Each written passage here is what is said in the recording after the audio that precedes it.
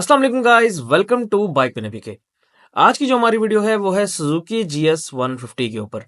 Suzuki GS 150 के बारे में आज हम बात करेंगे कि क्या ये मोटरसाइकिल आपके लिए रिलायबल है, क्या ये मोटरसाइकिल आपको परचेज करना चाहिए या नहीं करना चाहिए। आज हम बात करेंगे कि इस मोटरसाइकिल की प्राइस क्या है, इस बाइक के अंदर आपको क्या क्या फीचर्स मिल रहे हैं, स्पेक्स क्या है इस मोटरसाइकिल की, और एंड में हम देखेंगे कि क्या ये मोटरसाइकिल आपके लिए बेहतर है या नहीं है, और अगर ये मोटरसाइकिल परचेज किया जाए तो किस मकसद के लिए बेस्ट रहेगा। तो बिना टाइम वेस्ट किए अपनी वीडियो को स्टार्ट कर लेते हैं। सो गाइस, सबसे पहले हम शुरू करेंगे इस मोटरसाइकिल के फीचर्स के साथ। अब फीचर्स में इस मोटरसाइकिल के अंदर आपको मीटर में आरपीएम मिल रहा है और उसके अलावा स्पीडोमीटर मिल रहा है, दोनों के आपको अलग डायल्स मिल जाएंगे। इसके अलावा अगर हम बात करें मोटरसाइकिल की असेंबलीज की, तो राइट साइड के ऊपर बाइक के अंदर आपको किल स्विच मिल जाएगा, हेडलाइट ऑन ऑफ मिल जाएगा, सेल्फ स्टार्ट का ऑप्शन मोटरसाइकिल के अंदर अवेलेबल है। अगर हम लेफ्ट साइड की बात करें तो हेडलाइट हाई लो और इंडिकेटर्स लेफ्ट राइट और हॉर्न अवेलेबल है। इस मोटरसाइकिल के अंदर जो डिपर है वो मिसिंग है। इसके बाद अगर हम बात करें इस मोटरसाइकिल के इंजन की, तो इस मोटरसाइकिल का जो इंजन है ये है 4 stroke single cylinder overhead camshaft engine. OHC होने की वजह से मोटरसाइकिल के अंदर वाइब्रेशंस कम है। लेकिन अगर हम बात करें मोटरसाइकिल के अंदर बैलेंसर शाफ्ट की, तो बैलेंसर अवेलेबल नहीं है, जिसकी वजह से कुछ ना कुछ आपको वाइब्रेशंस मोटरसाइकिल के अंदर हाई स्पीड में फील होती हैं। अगर हम बात करें मोटरसाइकिल के बोर की, तो 57 mm मोटरसाइकिल का बोर आपको मिल जाएगा। 56.8 mm इस मोटरसाइकिल का आपको स्ट्रोक मिलेगा। 9.2:1 मोटरसाइकिल की कंप्रेशन रेशो आपको मिल जाएगी। इसके स्टार्टर सिस्टम के अंदर किक स्टार्ट भी है और सेल्फ स्टार्ट भी है। अगर हम बात करें मोटरसाइकिल की ट्रांसमिशन की, तो मोटरसाइकिल के अंदर आपको 5 गियर्स मिलेंगे, पहला गियर आगे, बाकी 4 गियर मोटरसाइकिल के जो है वो पीछे की तरफ लगेंगे। अगर हम बात करें मोटरसाइकिल के वेट की, तो इस मोटरसाइकिल का जो आपको ओवरऑल वेट मिल रहा है वो है 114 किलो। अगर हम बात करें मोटरसाइकिल की पावर की, तो 150cc कैटेगरी के अंदर जितने भी मोटरसाइकिल हैं उनमें सबसे बेस्ट पावर मेरे ख्याल में इस मोटरसाइकिल की है। सुजुकी GS 150 की जो आपको हॉर्स पावर मिलती है वो है 12 हॉर्स पावर, और टॉर्क वाइज भी मोटरसाइकिल बहुत ज़बरदस्त है।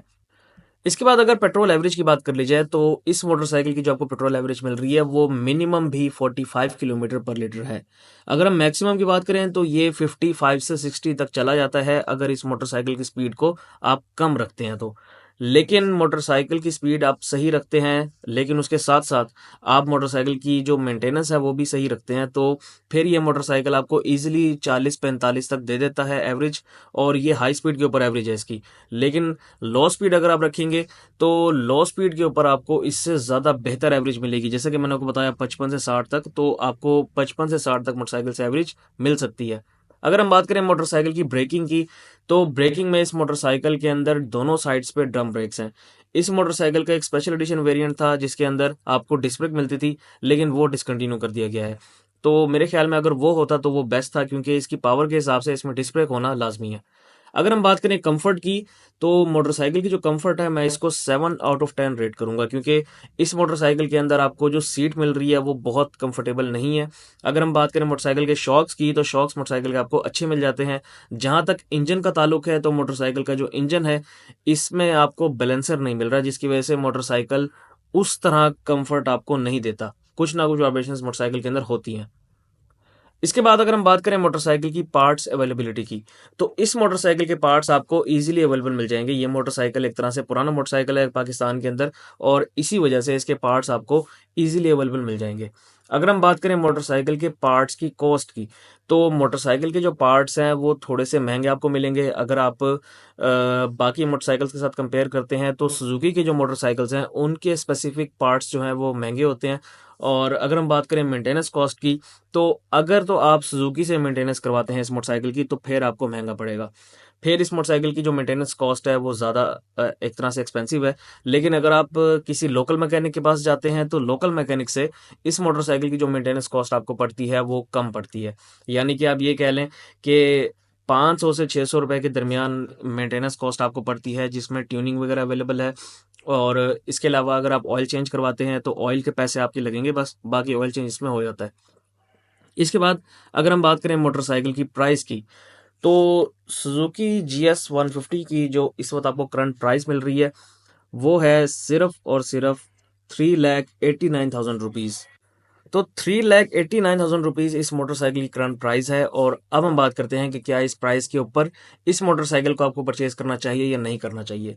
तो मेरे ख्याल में डेफिनेटली इस मोटरसाइकिल को आप परचेज कर सकते हैं। एक तरह से आप ये कह सकते हैं कि चीपेस्ट 150 सीसी कैटेगरी का मोटरसाइकिल अगर कोई है तो वो सुजुकी का GS 150 है, क्योंकि इसकी प्राइस जो है वो 4 लाख से कम है। इवन जो YBRs हैं वो सारे के सारे यामा के जितने भी मोटरसाइकिल्स हैं वो सब 4 लाख से ऊपर ऊपर हैं, लेकिन सुजुकी का GS 150 एक मोटरसाइकिल है जो आपको 4 लाख से कम का मिल रहा है। और मेरे ख्याल में ये एक बहुत अच्छा ऑप्शन है अगर आप इसको परचेज करते हैं तो। कुछ ना कुछ मसले हैं इस मोटरसाइकिल के अंदर, जैसे कि अगर मैं आपको बताऊं तो मोटरसाइकिल की जो हेडलाइट है वो कमज़ोर है, मोटरसाइकिल की हेडलाइट बिल्कुल भी अच्छी नहीं है। इसके अलावा थोड़ा सा कंफर्ट का मसला है, सीट अगर आप थोड़ी एडजस्ट करवा लेते हैं तो वो बेहतरीन हो जाएगा। इसके बाद अगर टायर्स की बात कर लें मोटरसाइकिल के, तो शहर के हिसाब से तो मोटरसाइकिल के टायर्स ठीक हैं, लेकिन अगर आप शहर से बाहर लेके जाते हैं तो ये बेहतर रहेगा कि आप मोटरसाइकिल के जो टायर्स हैं वो चेंज करवा लें। अगर आप एक शहर से दूसरे शहर तक जाते हैं फिर भी मेरे ख्याल में कोई इतना मसला नहीं होना चाहिए, लेकिन अगर आप नॉर्दर्न एरियाज़ में जाते हैं तो फिर आप टायर्स चेंज करवा लें तो बेहतर है, क्योंकि चढ़ाई पर मोटरसाइकिल के जो टायर्स हैं वो स्केट कर सकते हैं। अगर आप मोटरसाइकिल डेली यूज़ के लिए परचेज़ करना चाहते हैं तो मेरे ख्याल में ये एक बेस्ट ऑप्शन है इस प्राइस रेंज के अंदर। और लॉन्ग टूर्स के लिए भी अगर आप परचेज़ करना चाहते हैं तो इस प्राइस के अंदर आप इस मोटरसाइकिल को परचेज़ करके थोड़े से इसमें पैसे और लगाकर आप इसको लॉन्ग टूर के काबिल बना सकते हैं। सो गाइस, ये तो मेरी आज की video. Thank you very much. अल्लाह हाफिज़।